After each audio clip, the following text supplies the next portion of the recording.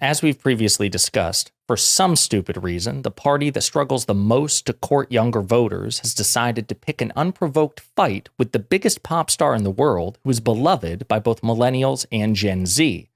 But it's gotten so bad that now a lot of people are coming out of the woodwork to push back on this right-wing lunacy, including Democratic strategists, celebrities, and even Fox reporters.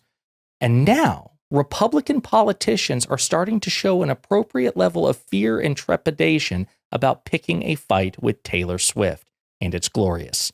But before we unpack all that, if you end up liking this video and you want to support the channel, please be sure to hit the like, subscribe, and alert buttons before you go. I'd greatly appreciate it.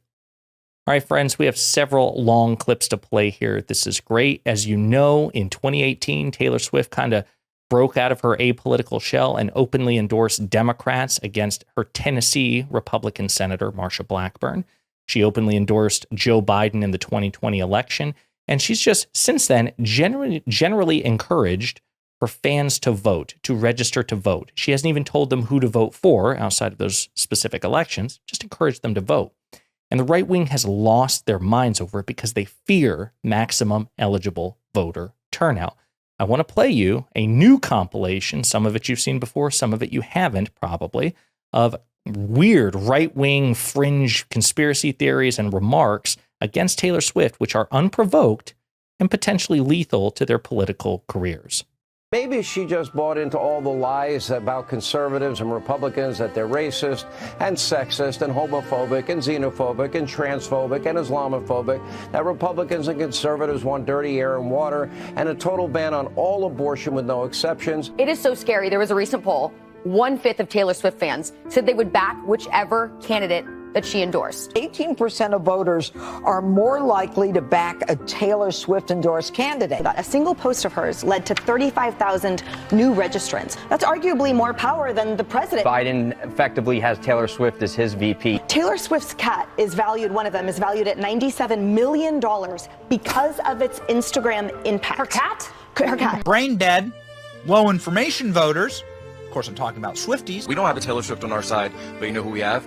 We have Kid Rock, we have Ted Nugent, we have influencers, right? We have all these people, John Voight. What world are we living in? Sure seems planned. Nothing but a psyop. The Pentagon PSYOP unit pitched NATO on turning Taylor Swift into an asset. Taylor Swift, of course, also a psyop for the NFL wives out there. Don't believe everything Taylor Swift says. We're all begging you. But it would be the single dumbest thing a mega superstar could ever do. Don't get involved. Don't get involved in politics. We don't want to see you there. And let's say that I like Taylor's music about 25% less now, okay? So as you can see, the right wing in this country is not doing well with respect to Taylor Swift. I don't know what's funnier, the fact that Benny Johnson, is openly insulting Taylor Swift fans unprovoked, which is probably the best way to piss her off is to go after her fans, since she seems protective of them.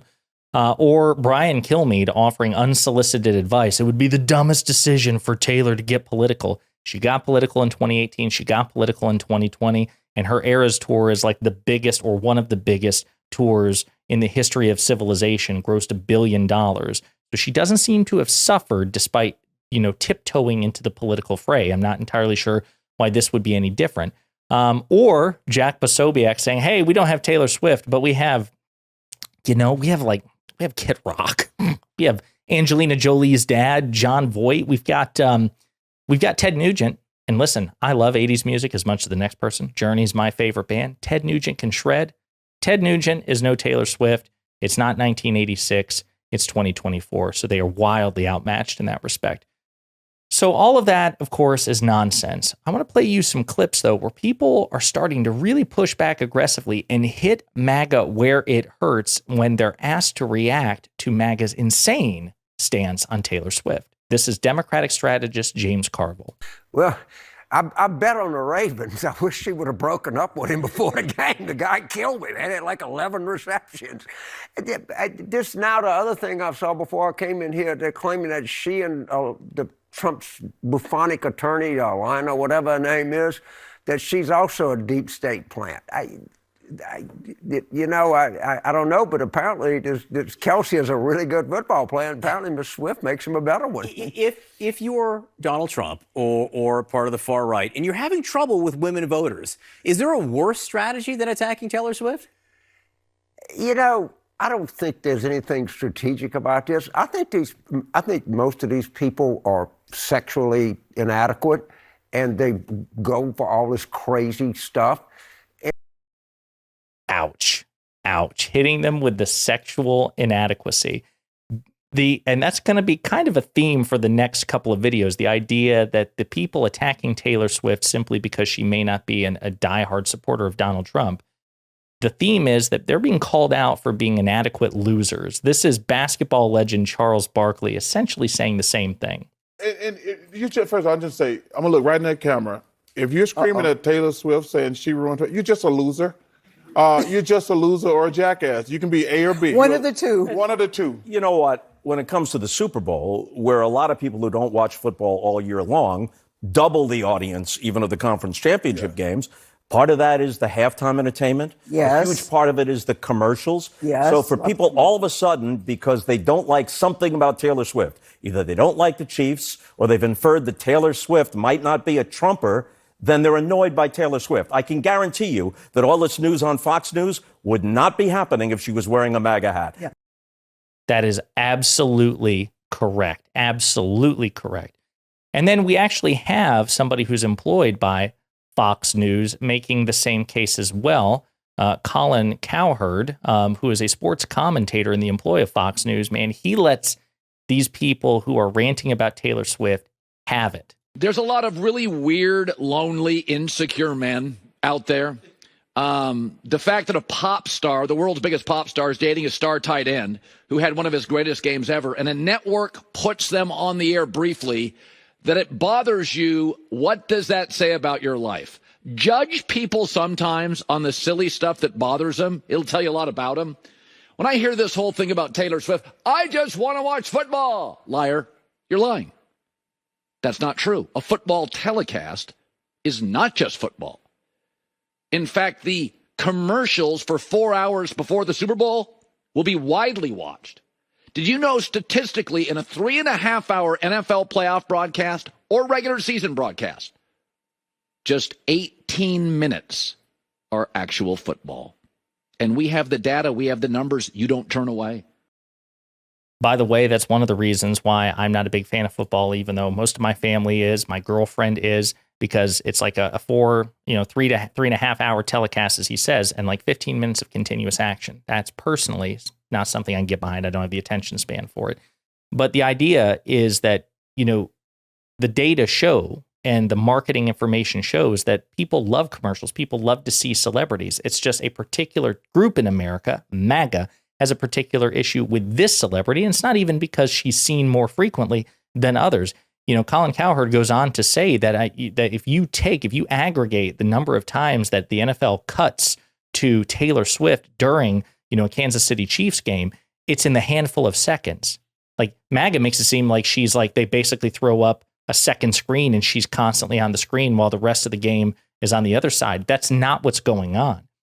But now we're actually starting to see some Republicans demonstrate a bit of wisdom in trying to avoid poking the bear. And ironically, one of them is Marsha Blackburn, the Republican senator I mentioned at the beginning of the video. She is a representative of Tennessee, Taylor Swift's home state, and a person who inspired Taylor Swift to enter the fray of political activism in the first place when she, in 2018, endorsed Marsha Blackburn's Democratic challengers, right? This is the woman who basically was so vile and so repulsive that she made Taylor Swift, the legendarily apolitical, great for every household pop star, say, you know what?